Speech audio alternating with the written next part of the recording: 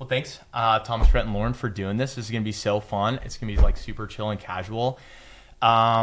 This is just, we love doing these conversations just around like why people do what they do, especially when they're doing like really atypical, like crazy things. And we get to do it in this beautiful place. Thanks for opening up your home to do this and drinking some good espresso martinis.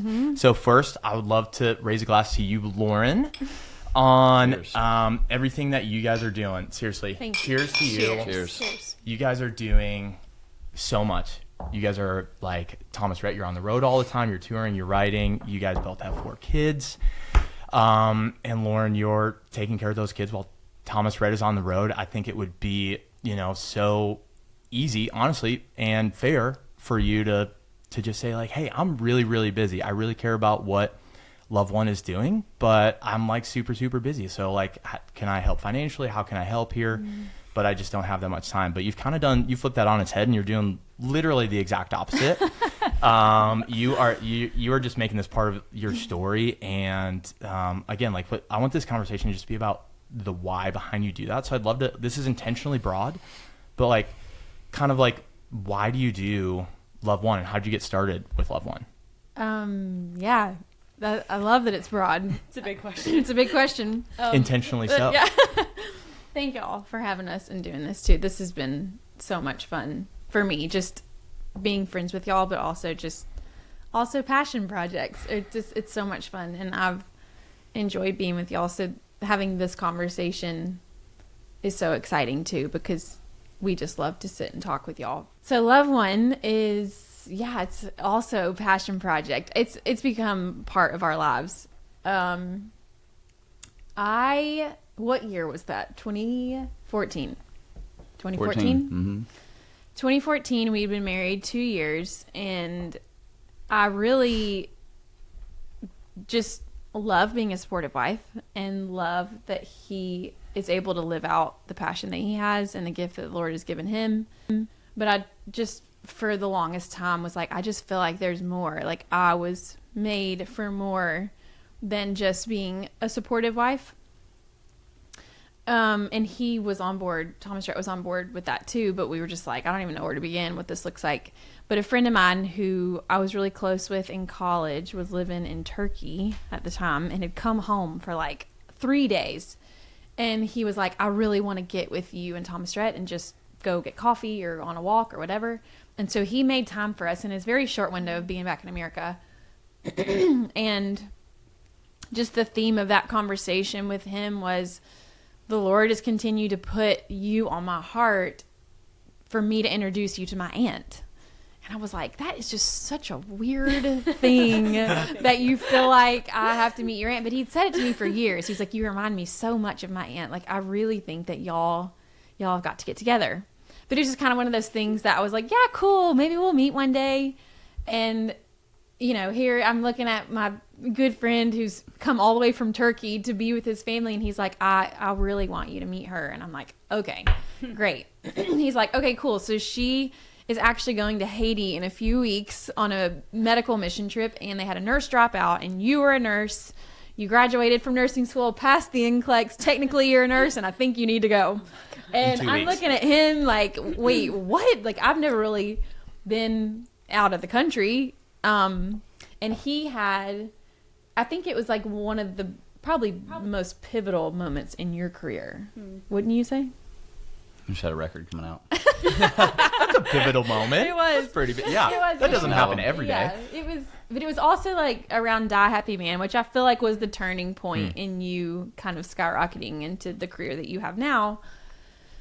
Anyways, it was all lined up. Like that trip I was going to be gone was going to be right in the middle of all that he was doing. And so it was like this kind of fork in the road of like, I've always been this wife that has been there with you through everything that you've done and supported you through everything that you've done. And I won't be here for the late night shows, for the planes to hear, for the show, for that, and all the things that come with it. And Thomas Rhett looked at me and he was like, I think you should go. And I was like, really? I don't even know this woman. I don't know anybody going on this trip. We're going to Haiti of all places. And he's like, yeah, I think you need to do it.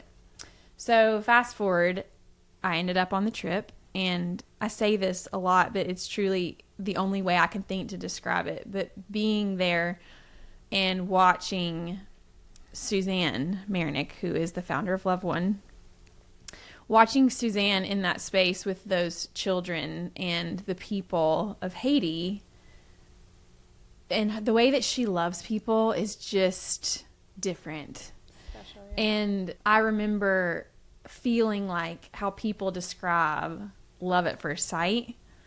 It was like my soul like fell in love with all the things, all the details, like how God created me. It was like all of it was like magnetized to what was happening.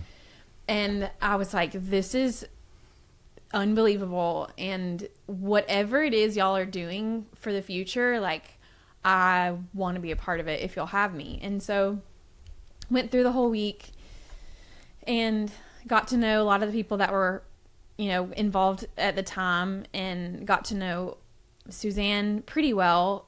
Got to be pretty good friends with her husband, Mike, at the time. He was like already playing practical jokes on me by the end of the trip. And it just started this really beautiful friendship that in my heart I hoped was going to happen. But I was like, this woman is like running an organization. She's got 8 kids. Like, she doesn't need another friend in her life. Like, why would she choose to be friends with me? But I think like the Lord knew, like my heart, he knew, he created me for this kind of a passion. And so my heart was longing to be a part of what she was doing. And on the flight home, I looked at her and I was like, hey, I don't know what this looks like, but I want to do whatever you do. Like, where you go, I will go. Like, if you buy a plane ticket, buy me one. I'll be right there with you no matter where you go. And she was like, are you sure? And I was like, yes. And she was like, do you need to talk to Thomas Rhett about it? And I was like, well, no, probably yes, but he's going to say yes. So I know this is why I'm here. Yeah. And at least this is a big part of why I am the way that I am and who I am. So I got home. Well, actually, I flew straight into Las Vegas, which was the absolute worst decision. No, yeah, for sure. That's a little different. It was terrible.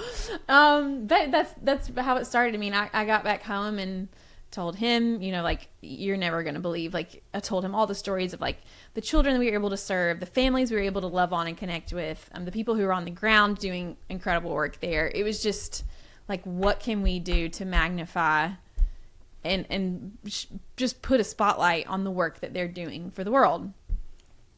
And so since that day, he has been fully on board with everything that we've done with LoveOne. Now I'm on the board of LoveOne. Suzanne and I are best friends, and I feel like it's just such a sweet gift that the Lord actually like granted that prayer and like desire in my heart. And Thomas Rhett's good friends with Mike. I'm actually really close friends with her kids because I'm kind of like age-wise right in between her and her girls. And so it's just been such a beautiful organization to be a part of, but also to get to do it with like close friends. And, you know, Mike and Suzanne are like mentors to me and Thomas Rhett. And then on my second trip, actually with Suzanne, is when I met Willa Gray, our oldest daughter, in Uganda. So the why behind why we do what we do, why LoveOne is such a huge part. Truly, I feel like the Lord made me for LoveOne, to be friends with Suzanne, how we can come together. And, you know, the Lord put the vision and the heart and the dream on her mind and her spirit and her heart, and she has kind of taken LoveOne, and the Lord has made it what it is today, which is unbelievable. You know, in the last 5 years, we've served over 10,000 children in Uganda. And what LoveOne does is take care of malnourished children. And we do it all in the name of Jesus. And that is LoveOne's why behind why LoveOne exists, is that every family and child that comes through our center is prayed over, is ministered to in whatever way that looks like, whatever capacity we have for that family and that child. And obviously we want a healthy child that's resettled back home with their family. But at the end of the day, we're like, if they hear the name of Jesus, like, that's the why behind LoveOne. But the Lord has greatly blessed LoveOne, I mean, beyond our wildest dreams. And we are building a bigger center in Uganda right now, where we're going to be able to take care of so many more children that are malnourished at one time. And that looks so good. It's so incredible. big. It's huge. It's amazing. It's huge. It's so big. How many kids are you guys doing now, and how many will you be able to after So that? I was there 2 weeks ago, and we had 50 something children at one time, and they sometimes, they'll stay for like a few weeks. Some of them are there for a few months, depending on the need, and lots of factors go into that. But the new center will have probably around 200 at a time. It's amazing. But then we have 800 in home-based care right now. So in COVID, we were deemed an essential organization, so we were able to still mobilize during COVID. And through that, we were able to assess children out in villages, and our staff in Uganda implemented this home-based care where they're able to kind of go out and provide what they need. And then obviously the children that are severely malnourished and critically need help, those children are taken to the hospital. Once they're well enough to leave the hospital, they come to our center where we can rehabilitate them, educate family, kind of see what the needs are, figure out how we can get together and really like empower that family to have their child back home with them and how not to get back in the malnourished situation again. And then it's this ripple effect, that you see in one village. You'll have 1 or 2 kids that have come through LoveOne Center, and then all of a sudden all these little children start to like gain weight, and they're like, hey, I know about this organization LoveOne, like they will take care of your child. And so we've got children coming from all over the country, and moms walking miles and miles to be with us, or out of desperation. And while we were there a couple of weeks ago, we actually had a phone call come in from a mother that a friend of hers knew one of the doctors that we have on staff. And he said, I know of a guy, Dr. Peterson, and he works for this organization called LoveOne. And she was like, how do you know that they'll help? How do you know that they can take care of us? And he said, let me just call him and see. And so you have these mothers that are like, it sounds too good to be true. Why would they just let us through their doors and take care of our children? And right as we were flying out, this baby came through, and she is 8 months old. She was 5.5 pounds, and she just like, honestly, we like didn't even know that she was going to make it to the hospital. We were just like, is this little girl even going to make it past today? Like the fact that she's 8.5 months old is mind blowing. We prayed over her, and she's just kind of been one of the ones that I've sent messages out to our families and friends and been like, just please cover this little girl in prayer. And I got a video this morning from Jen, who runs everything Uganda in Uganda.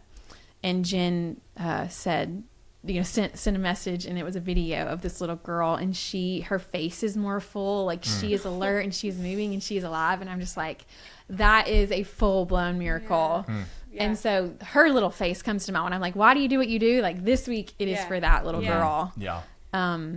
It's unbelievable. It's the best adventure of my life. Behind marrying you and having our 4 kids. Yeah, that's an adventure for sure. Well, I mean, and I'm sure having your 4 kids like makes this feel even more personal, right? Yeah. Like it's so special. And I love that LoveOne, it's not just about like taking care of the children, but it's the families too, and making sure that if at all possible, the babies are united with their parents. Like I don't know many organizations who are as holistic as y'all are. So it's really special work. And Thomas, Rhett, I'm curious to hear like what it was like for you as Lauren stepped into this journey. Like I'm sure it was a bit of I want to hear in your words like what it was like and how you've seen her like kind of blossom and how you're able to support her. Yeah, I remember when we were doing marriage counseling, like before we got married, like premarital counseling, our marital counselor advised that Lauren maybe not work the first year of our marriage and that she travels with me. And I just remember my heart broke for her because I think innately I knew that was the best decision. And I think she did too. It just kind of, because we would have never seen each other. Like I would have gotten home and she would have gone into probably a 7 p.m. to 7 a.m. shift at the hospital or whatever. And I remember we were dating when she was studying for the NCLEX, and she busted her tail. I mean, it's like, I don't know. Shout out to nurses because like, and doctors, like it is for real. It is not a joke. But I just remember how hard she tried and how hard she studied, and then when she passed, and then she's like, great, I just did all that work, and I'm just gonna go sleep with you and 12 dudes on a bus, So and you're touring full time. yeah, I mean, we were broke, like no money, zero. Like I remember We were living in his dad's condo. Oh my god. living in my dad's condo, and I remember we went to go buy a Christmas tree, and I was just like, let's go to Target, let's go to wherever and get the fake Yeah. 3-piece. You know what I'm saying? It's like Oh, yeah. 2000 and Pre-lit, all the whole nine. 2012. Yeah. She was like, no, like we buy real trees in my house. And I'm like, all right. A real tree back then was like $80. Yeah. And I remember calling our business manager, like, hey, can we afford this? And he was like, kinda. You know what I'm saying? Like that's how we had no money. We'll have to make You some must sacrifices do it. somewhere. Yeah. For Lauren. But I remember, it was after the first year, and Lauren looked at me and she was like, hey, it's been real.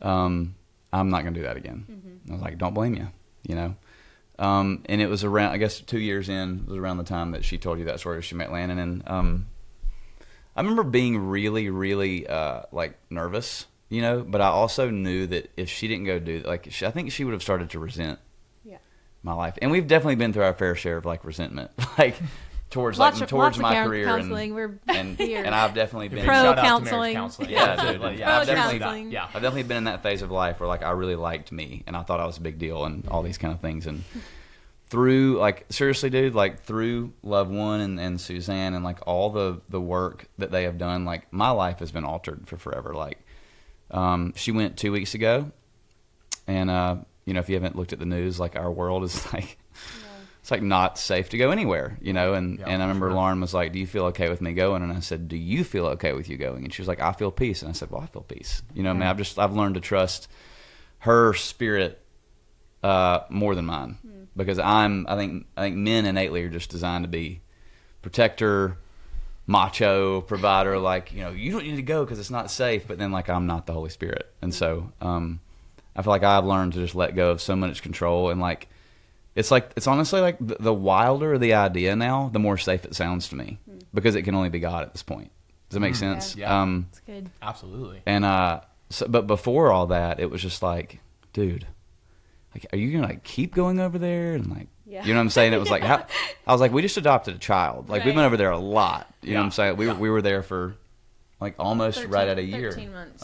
But we off and on during the adoption. In and out.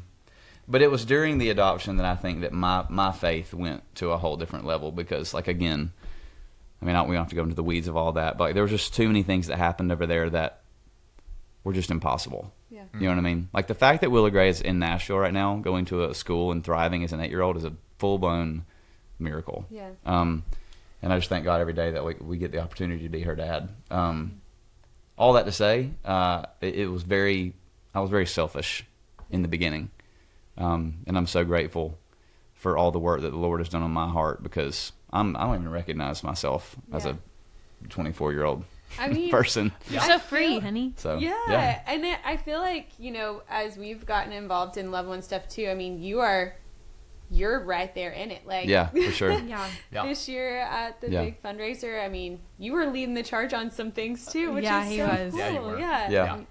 Crushed it. It's been a lot of fun. It's like, and just to watch. I mean, you don't do it to fulfill yourself. Yeah. You know what I mean? And I think that's the misconception of many nonprofits, is like, oh, well, they just like to feel good about themselves doing this work. I'm like, man, if you go over there and see what they're doing, they ain't trying to feel good about themselves. Like, this is real. You know what I mean? Like, this is heartbreaking, real life. And they're on the ground doing it. They're not hiring people to go do it. They're going to do it. Yeah, and they've become such a safe haven for a lot of the mothers over there. And you said it best a minute ago, but it's like, a lot of people view LoveOne as this like adoption thing, and it's just not. Right. You know what I mean? Like the ultimate goal is legit to keep the families together. Yeah. And then once the families are back together, then it's like, hey, how do we help you like sustain this? You know what I'm saying? And I think it's just like the education is not fully there sometimes, and especially like I went with them. They call it like going out into the bush, meaning like out in the villages. We're already in a small town, but it's like then you're going out smaller from there. town. Where it's like 4 hours Nashville, out on a dirt Kingston road. Springs, White Bluff. You know what I'm saying? Like, that's the difference. And I remember going out there, dude, and it's just like, I just think of the convenience that we have. It's like, it's unbelievable the change in the difference. You know what I'm saying? Like, I mean, one of our kids has a runny nose, and we're like, the doctor is like on his way. Right. You know what I'm saying? That's Like, even- yeah. Right. and then like over there, I mean, it's, you know, it's either no hope, or you hear about something someone that can maybe heal, or something, and then when you actually go into where they are, it's like, it's wild. I don't even know where I'm going anymore. No, All right, That's that's absolutely good. incredible. I think you guys, it's like you hit on some things where it's like you say saying that it's not, you're not doing it to fill yourself up, Yeah. and something I think with any passion project or anything that you're just like giving so much of yourself For sure. to, there's an element of like redefining what success looks like. Oh, yeah. I mean, like, Yeah. you know, in quote unquote Western culture, like we're just inundated with this idea of like, oh, success is, you know, money and all this stuff and freedom and time and, you know, the things and everything. And I think you have to, I mean, there's honestly like, you know, doing something like what you guys are doing is arguably much harder. Then there's probably some easy paths to, you know, go and, you know, get the stuff, get the things. Or just like give financially. Don't give your Yeah. time and your resources and not all the things, Yeah. but Yeah. are diving in full on. Yeah, you really are, and it's been like it's so cool. So it's like, Lauren, is there like what did that was there a moment when you had to kind of redefine that success for yourself, or did it just kind of happen naturally? It sort of happened naturally. I think also something that I wrestle with just as being a mother of 4 little girls is, you know, a lot of people are like, you have a mission at home. Like, your mission is under your roof right now. You have 4 missions that the Lord has given you right under your roof.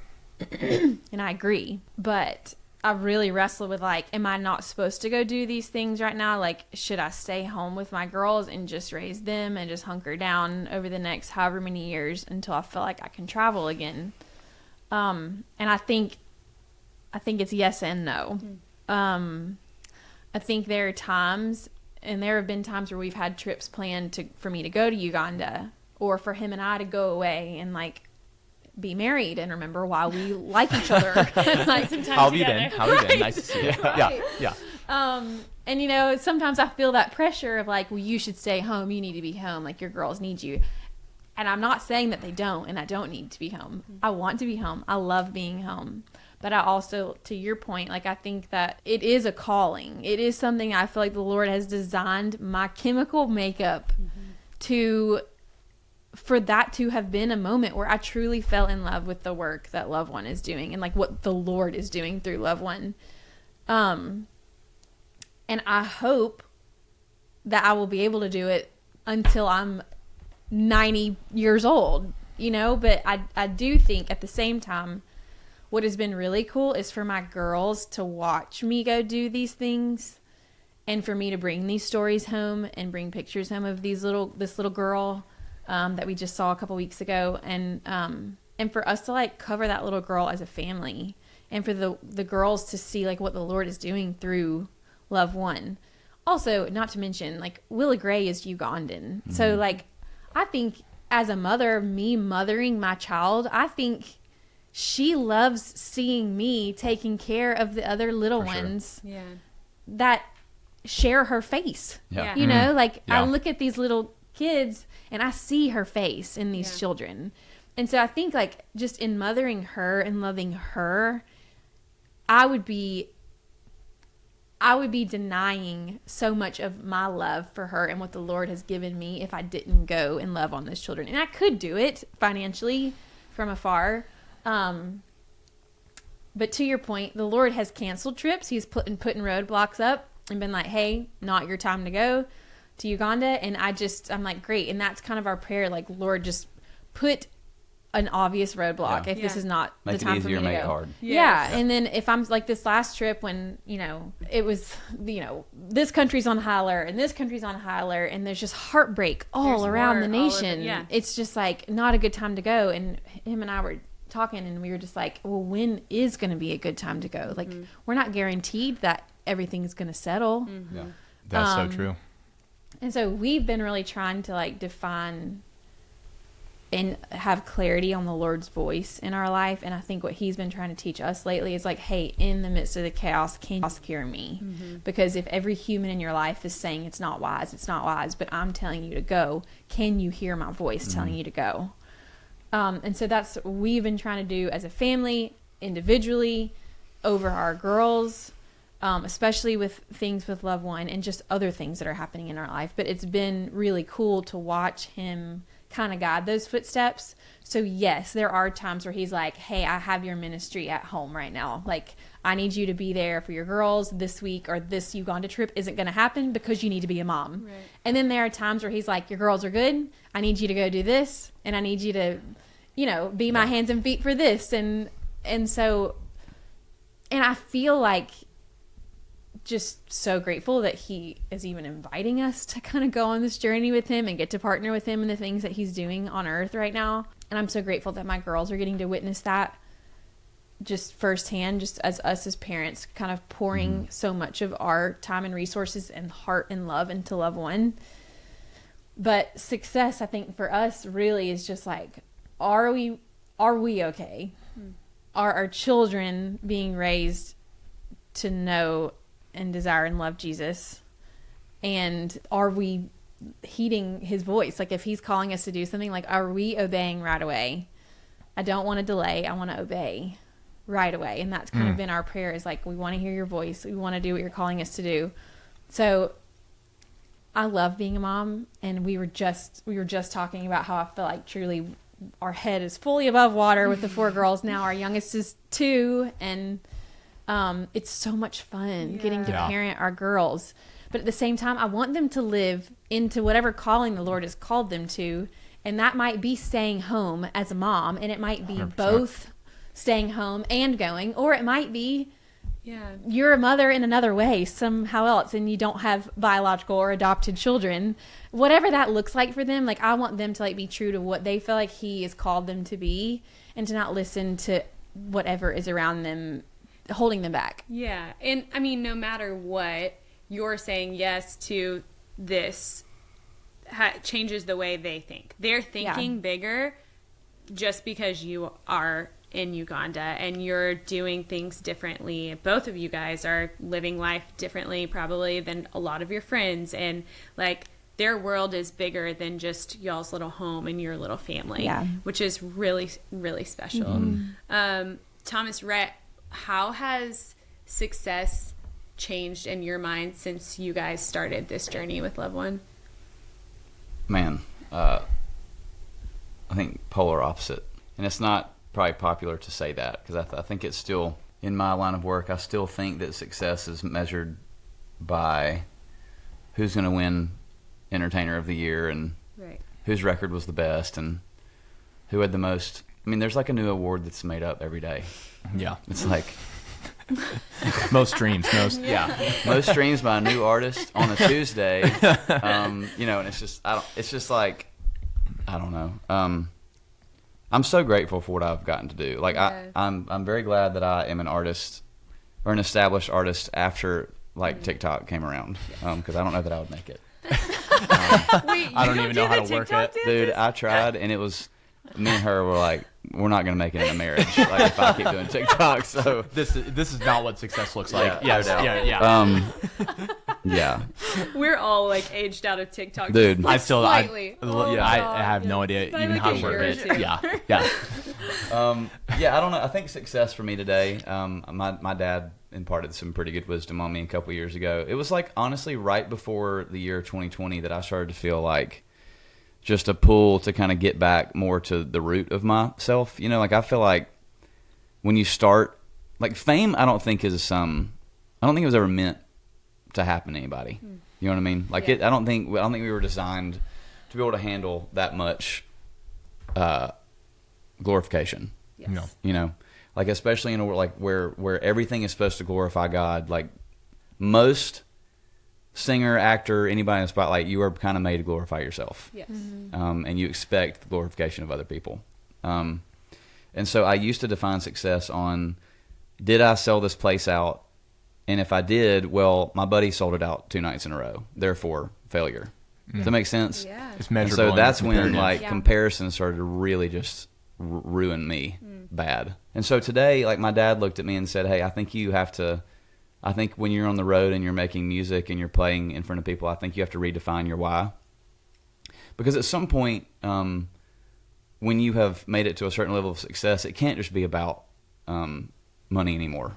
You know what I mean? Like it can't be about a sellout anymore. Like it's got to have a bigger purpose. You know what I'm saying? And so me and her have had many conversations about, you know, what it looks like to just how to use your platform for just light. Yeah. You know, like how do you spread light? You know what I mean? Without being a preacher Yeah. and like Yeah. telling Yeah. a crowd to open up to the book of Matthew. It's Yeah. like how do you be light and how do you show people what you and your wife stand for and what your family stands for and just how do you share your faith? You know what I'm saying? So I mean, I still love to win. Like it's fun to win, you know, and it's fun to have hits and it's fun to do all those kind of things. But I think my perspective had just shifted so much to the point of like, it's not what my day hinges on any longer. Yeah. You know what I mean? Yeah. It's more about like, if I'm going to go do something, I'm about to go do it Yeah. to the fullest and in hopes of like sparking and creating a real connection.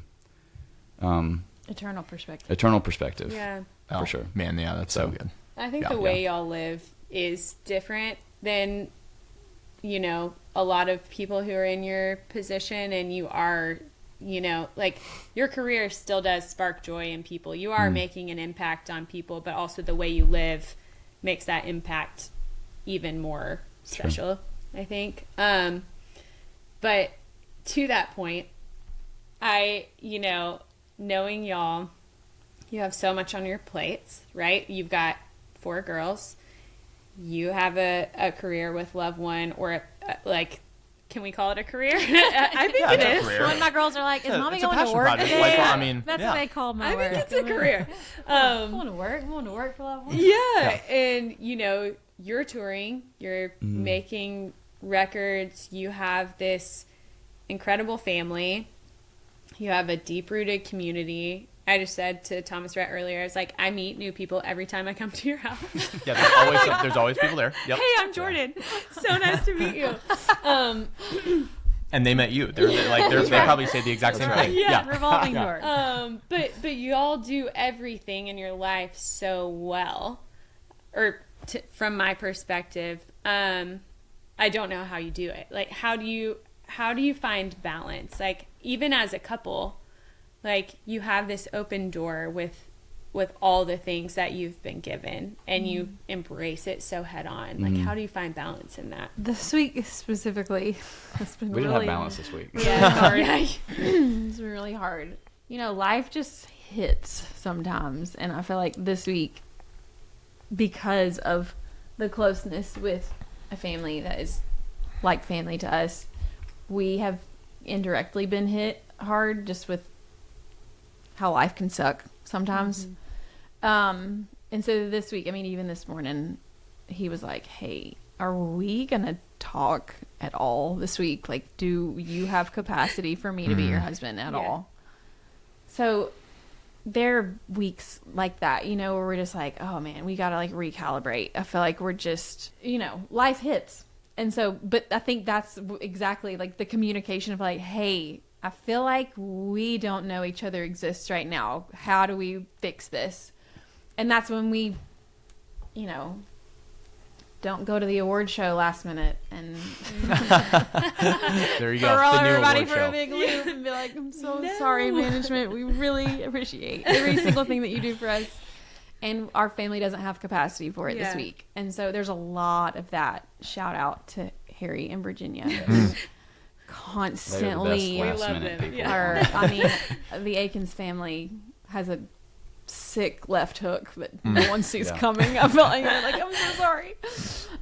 So there's a lot of that. There's a lot of things behind the scenes that we just don't have capacity for. Our family needs a beat. We haven't been on track for a minute, and that's where we are today. We're like, what day can we carve out some time for you and I to be together? And then, Well, I think learning how to say no to good things. yeah. That's the hardest thing to do. That's big. Because I think good opportunities just happen. You know what I'm saying? Like, I feel like every day you wake up, there's a new opportunity. and you have the ability to justify if it's good or if it's bad. You know what I'm saying? And even if it's good, is it? That's what we've been trying. And it's so hard because the enemy will use busyness to take you down. If he Yes, can't find something else, yes. he can make you busy, and that's 100%. like the easiest way to busyness take you down. is- Dude, the C.S. worst. Lewis. I If the get- devil can't make you sin, he'll make you busy. Yeah. Oh. It's really good. I feel like I get taken down by busyness every 8 weeks. And it's such an American thing, Yeah. too. Yeah, every I time mean, how are you doing? I'm busy. But I Yeah. think the reason we get busy, and this is what we were talking about earlier, is and I'm so bad at naming where things are in the Bible, but the passage that's like, bring all your plans before the Lord, you know? Like, you know, are we going to be there tomorrow or here next week? Y'all know the part I'm talking about. I need to do better at memorizing scripture. You're doing good. Like our But kids. You're doing but dude, great. I You're just doing like great. I just say yes to stuff. Yeah. You know what I mean? Yeah. And especially things that are far out. It's like, hey, dude, I know you're busy. It's March right now. Can you make time for me September the 9th? And I'm like, absolutely. You're there. And then the week of September the 9th is a hell week. Right. Yeah. You know what I mean? You can't Yeah. You stop can't it. plan for it. Yep. You can't plan for it. Yeah.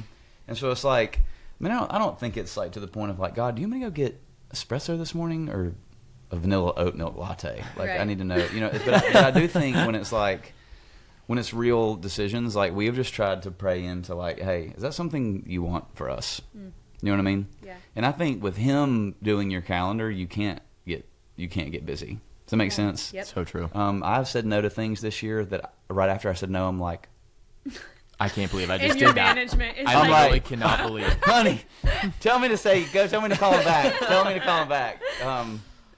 And I think he will honor that. yeah. You know what I'm saying? Yeah. And I think it's just like learning how to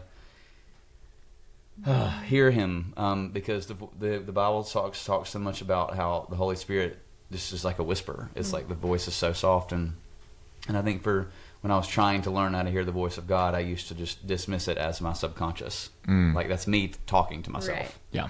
Like waking up in the morning is like, what do you mean to read, Lord? And my brain would be like, Habakkuk 2:12. And I'm like, that ain't my brain. Yeah, yeah. 'Cause I ain't going to There's no Habakkuk way. 2:12. And so, like, I think when you start to say yes, even when you are not 100% sure that it's like the Holy Spirit talking to you, I think he honors that. And I think he goes, he's trying. You know what I'm saying? It's like your kids. Like, Yeah. they're trying. They're trying. The effort's Yeah.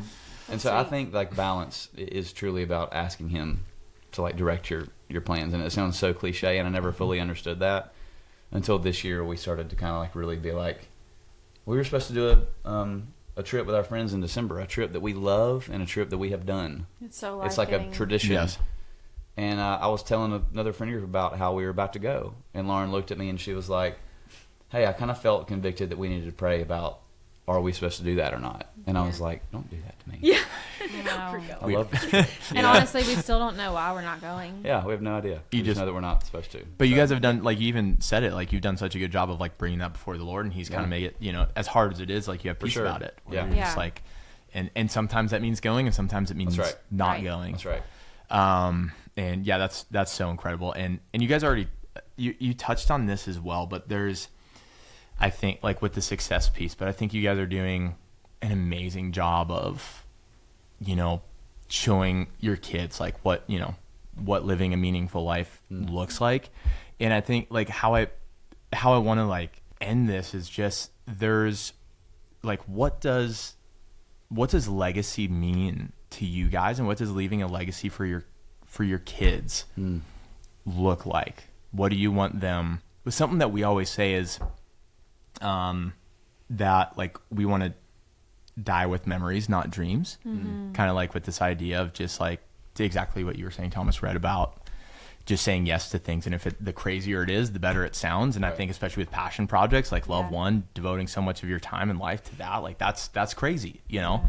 But you're never going to, you know, to me, the worst case scenario is getting to the end of my life and looking back and being like, oh man, there's all these things I wish I had tried, but I was just too scared to. But Yeah. you guys have done such an incredible job of walking through that door. But yeah, it's like, that's so incredible to watch, but I'd love to just hear from you too, just in your own words of, you know, what does, for both of y'all, Yeah. what does, you know, leaving a legacy, like how do you guys want to be remembered? So you had mentioned we have a buddy of ours who just got a not a fun diagnosis on his life, and I was with him the other night, and he literally asked me the same question. He said, "What do you ever think about legacy?" And I don't ever talk about that. Yeah. I don't really think about it.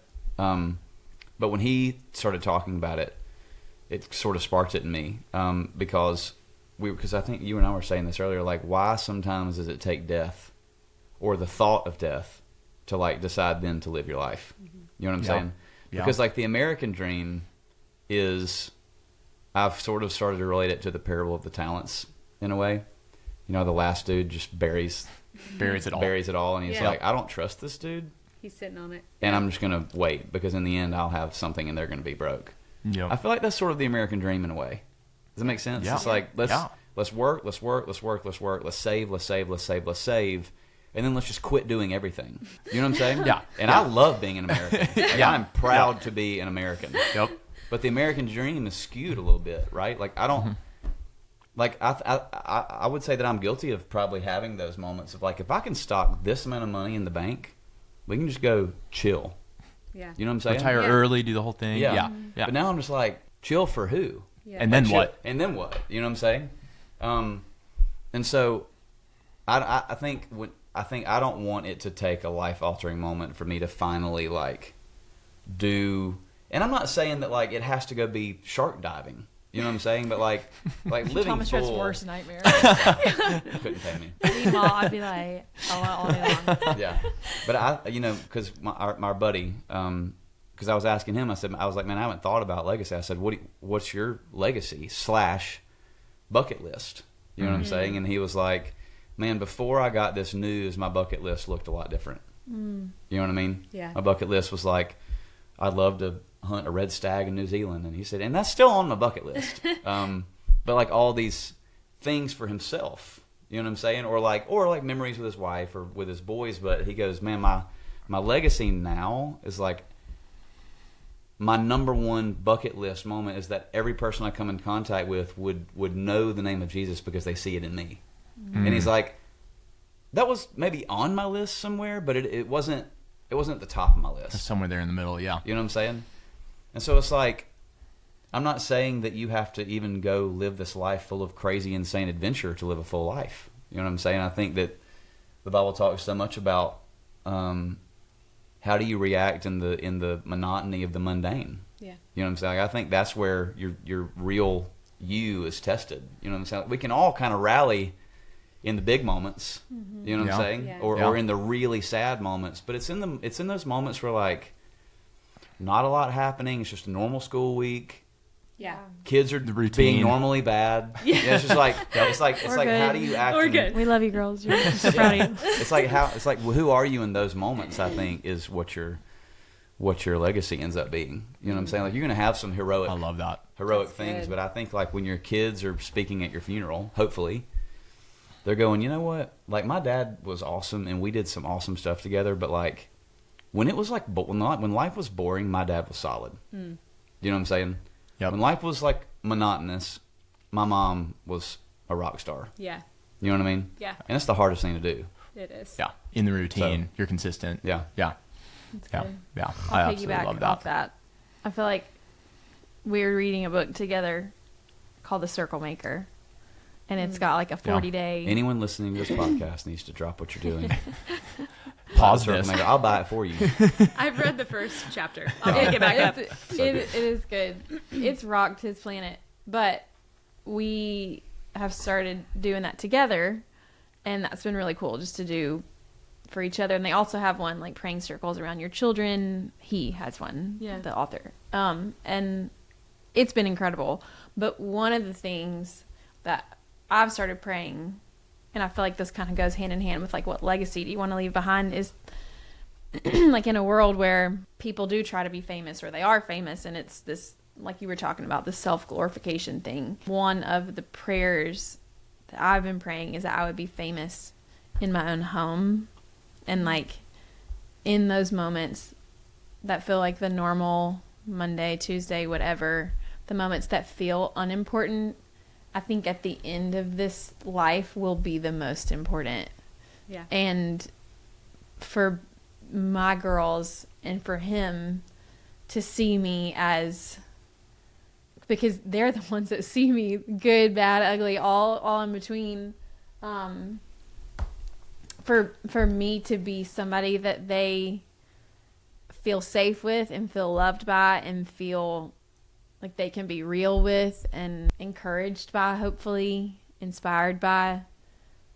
That is the legacy that I want to leave, is that my girls know how loved they are by Jesus first, then by us, and that they will take that and live into like the fullest life. Because if anything is true, it is 1000% that like a life full out, like committing your life and time and resources and family to Jesus is like anything but boring. Yeah.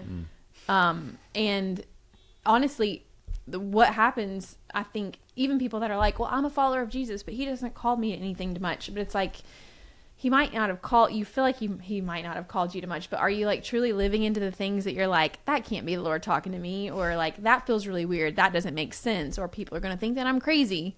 You know the people that are like living for the Lord. Yeah. And it's because their life is anything but boring. Yeah. So true. And so that is like, I hope that my girls and the generations to come from the Akins family are people who live completely just wide open, wild and free for Jesus, whatever that looks like. Yeah. And that they know how loved they are no matter what. And that they take that and they just love on people the best that they know how for the rest of their life. And another thing that a mentor just told me a few weeks ago when I was like really praying about this last Uganda trip, I was just feeling so much pressure from both sides. I'm like, I feel like I need discernment. I feel like I've heard the Lord's voice, but I feel like I can hear all these other voices around me telling me not to go. And she was so instrumental in just praying with me and for me. But one of the things she said is, it's really hard to see the Lord and to pay attention to the Lord if you're constantly turning around looking at your children. And I was like, whoa. That doesn't mean you abandon your kids. Yeah. But it means that they see you watching Jesus. And that's what they see more than anything, because how you live your life is what's going to teach them. You talking at your children will have some effect. Yes. But mostly they're going to see what you see. They're going to do what you do. They're going to hear what they're witnessing in your life. And I just thought that was so powerful. Like, I'm going to love my kids well. I do love my kids well. They know they are loved by me, but they also know that my first priority is to watch Jesus. And my prayer is that will be in all of our girls. And if we have any more children or whatever that looks like, and for the generations to come after. We're not pregnant. That will be the legacy. No way. Clarification. We are not pregnant. Oh, man. Yeah. The majority of the time I've known under you, the you table. have been Yeah, I'd be pregnant. under the table right now. So Same though. Yeah. We've been pregnant at the same time. Seeing each other at the It's doctor. brutal. Man, but- amen to that. Like, Yeah.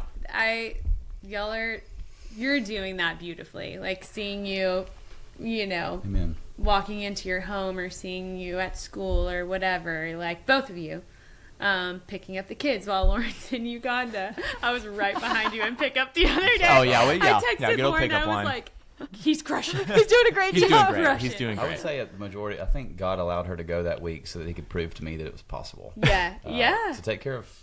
Well, orchids. Not He's only like, that, "You got Willa Gray this." didn't have her braids in. Like, there's no weave. It's all her natural, beautiful hair. Yeah. And anyone who knows how to take care of African hair, It's a process. it yeah. is a labor of love. Yeah. And it is hard. Yeah. And it's worth it. And it's beautiful. But it's not something that Thomas Rhett has done very much over the last 8 years. Oh, and there he you go. did such a good Let's job. go. And Willa Gray was like, All right. Mommy, Daddy did my hair really good. I was like, I'm so proud. And she was proud of her hair, which I is mean, like a Man, compliment that is to what you. success looks like Yeah. right there. That's That is right. what success looks like right Making there. your girls all wins. feel Yes. beautiful. That's right. Oh man, I love that. Okay, last thing. What do y'all do for fun? I feel like we've been like deep, but I'm like, you have a night or like a day or a week. Like, what are you doing for fun? Where are you going? Together or separately? Yeah. Either. Yes. I want to know kind of together. Okay. Yeah. Together, we're probably out here Yeah, we Yeah. love to be out here at our farm with our horses. I don't ride as much as she does. I'm always terrified that I'm going to get thrown off. Same. Because I have been thrown off a horse before. It's not fun. Not our horse, not our Cowboy, horses. though. But I He's I sweet. love to just sit out here at the farm. It's awesome. And horses have kind of become our thing together. Yeah. But we also like staycations are pretty awesome. Like I think if you were to tell me, if my grandmother looked at me and said, or if my mom said, "Hey, I'm taking all 4 of your kids for a week," I don't know that I'd book a trip. Yeah. Like, Oh, can we just? I would stay? stay at my I house. feel that. We'd pick a show Yes. and watch the whole thing and like order Sushi. food. Yes. Yes. Yeah, Sleep in. Let Sleep somebody in. else That cook for is you. the Stay in. That's thing right. with kids Yep. is like when you're doing stuff for yourselves, like you kind of have to get out of the house because your kids are at the house. Yeah. And that I feel the same way. The Yeah. ultimate luxury is just like being at home with when your kids aren't there and you can have like a Yeah, night for sure. to yourselves. Yeah. It's so special. Yeah. It is so good. For yeah. sure. Yeah. Yeah. Okay. I love to play golf too. That's my own thing. Yeah. There Do you go. you have Trying to any? get her into it. Yeah. I'm usually, if I have free time outside of being in our home, I'm usually out here with Yeah. Daisy. Well- Or in Uganda with Suzanne. Yeah. We do love the beach. We love the mountains. We love to travel. You do, And our yeah. family, our girls love to travel. Our family, we're little travelers. So that spirit of adventure is strong in me, and it is bleeding off to our girls. But I think in the season of life we're in, just as young parents, we're exhausted. Yeah. Oh. So usually I'm hanging here or, having a quiet moment somewhere outside. I love that. Yeah, that's amazing. I think like with anything that's worthwhile doing, it's so important to take that time to rest. And when you come back to it, you're Yeah. For sure. yeah. Well, guys, this has been amazing. Like, whoa, like I feel like this was a therapy session for like. I mean, I got chills like 17 times, so this was amazing. But yeah, guys, thank you for doing this. Thank you for everything both of y'all do. Lauren, thank you for everything you do with LoveOne. It's just absolutely incredible. Again, Well, an incredible amount of respect for both of you guys. Your So- yeses are Yeah. making an impact on your family and the people around you. It's really special to be a you. tiny part of it. Thank you. Thank y'all so y'all. much. Yeah. Likewise. Yeah. We are huge fans of y'all as humans Yep. and as Ranger Station. And I just think it's really cool that we get to do things like this know. together, like make cool sense. And it's going to like benefit the world. I know. It's so I fun. know. It sounds So- crazy, so let's do it. Why The not? crazier it sounds, let's do it. I told you before, I haven't worn cologne since Abercrombie Fierce. There you Okay, go. so this is a big deal, and I wear it. proud to I be- put it on every day now. It does. It's a big step. Yeah. Well, okay. So Hard to beat the speaking of fierce. that, why fragrance? Well, we've talked about this quite a bit, but there is this weird thing that I don't know it because I can't smell myself, which I think is probably a good thing, bad thing. I don't know. But for years, my friends have been like, oh, it smells like Lauren. Or like they'll walk into a room and they're like, oh, it smells like Lauren. And so we were talking about it, making candles with Yeah. y'all, doing like incredible candles with Ranger Station, benefiting LoveOne, all the fun things just are in our entire home. And we did. We made a candle. We made amazing candles. It's like a take on our leather and pine, which is y'all's like house scent. So good. So the Akins good. house scent. Yeah, That's right. Smells like leather. That's and right. Leather, baby. So There that you is go. that is part of what I Yeah. smell like. But when we were talking through it, you had said something like, "Oh yeah, well we just made this scent for." I can't even remember. And you're like, "Well, Yeah. this is actually a perfume." I was like, "You can wear that as a scent, like on your body?" And you were like, "Yeah, this is part of what we do. This is part of what Steve does." And I was like, "For real?" And so we just sparked the conversation. Sparked like, what would it look like to try to capture whatever it is, that scent You in a bottle. that you love, Yeah. or I that mean, your yeah, friends honestly, say that yeah. they smell, because it's something. We were in Wyoming a couple of weeks ago, and a lady at the checkout counter was like, "Are you wearing something? What do you have on?" And I was like, "Oh my gosh, she is talking about the perfume that I Nice. just made of the Ranger Station."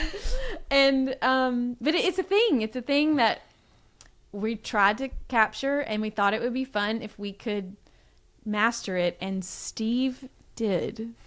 Did. Well, I'll say I think Steve you did. I just helped you along the way. That was great. Yeah. You were like, she would be like, not in a like diva way, more of you were self-conscious about it. You're like, okay, no, it's still not like quite there, which is exactly what we wanted. For Because sure. we wanted this to be like Lauren's perfume forever. You know, like Well, but the true test, because I can't smell it. The true test was like, I'm not going to tell anybody. I'm just going to live my life, and it's going to take me a couple of weeks. But as soon as I get enough people asking what I'm wearing, we'll know that it's right. And Field test it's that. right. it was It won. perfect. Not There only you go. that, but the Marinics all were like in their house. Yeah. You know, earlier this week we were in their house, and a couple of them came out from their rooms upstairs, and Milleran goes, I smell Lauren. And I was like, she's we here. did it. yeah. It's amazing, it. amazing. Yeah. And It's you been like, so much there was fun. like one piece you were like, it's not working, but I still love this one piece. And then you were like, oh, Because What my if I- mom, actually, the initial scent that we had made, my mom is obsessed with it. And one of our friends, Austin, he was like, oh, I love that. And so I've got people that are like, that's not exactly, quote unquote, what Lauren smells like, but we're obsessed with it. It's a little more masculine, although also could be unisex. So I don't remember who had the got idea, two. but it was we were you. like, No, I that think was it you. That was we'll all you. split them up. Yes. We'll just pull Yes. out some of it and save it because people really love that. And then we'll save just the Lauren part of it and make it into Daisy and Cowboy. So fun. Who's Daisy and Cowboy? What are they Oh, yeah, tell us. named Yeah. after? Oh, they're just a giant part of my heart and soul and becoming part of Thomas Rhett's. Daisy is my Mustang from Wyoming, and Cowboy is Thomas Rhett's little paint horse. Yeah, who's little- just yeah. the sweetest little peanut. Our friends call him Little Peanut. Oh, He's kind of tiny, so when you see us in these pictures, and I'm shorter than Lauren, it's because he is a lot shorter than Daisy. there's so- still time to change the name from Little Cowboy Bud, to though. Peanut. Yeah. Yeah, Right. yeah. But It's we so do fun. we do cowboy stuff though. Yeah. We really do. Oh, yeah. Yeah. We've roped a little bit. You have. I've not roped. Yeah, it's fun. That's so cool. Yeah, Yeah. it is fun. This has been so fun. So thank y'all Yeah, for thank y'all helping so this much. kind of come to life and be such a huge part of LoveOne. Y'all are always some of our biggest supporters, and we just are beyond grateful as friends and getting to do things like this that we can call business, but it's Yeah. really just a lot of fun sure. for Hang out. me. Excuse to hang out. That's right. sure. Yeah. Yeah. It Thanks is the for. honor of our lives working with y'all and getting to do this. That like these perfumes benefit LoveOne. A large portion of the proceeds go to LoveOne, and how cool is that? They're like you're supporting something, but you don't even realize That's it. right. You might be in the ranger station and just pick one up For sure. and you're supporting LoveOne. So, Yep. yeah, we're It's so super proud cool. of it. Yeah, thank you. I mean, honestly, too. thank you guys for letting us be a part of, Dude. you know, what LoveOne is doing. Like we have so much respect for that organization and everything you guys Yeah. do for it, and it's just honestly like we talk about it often of just like we feel like thanks for welcoming us into that. But it's been this has been sure. amazing. This has dude. been amazing. We love so it. Yeah, Thank yeah, go team. yeah. Cheers to you, Lauren, one more time. cheers. Everything you're doing. Cheers. Here, here.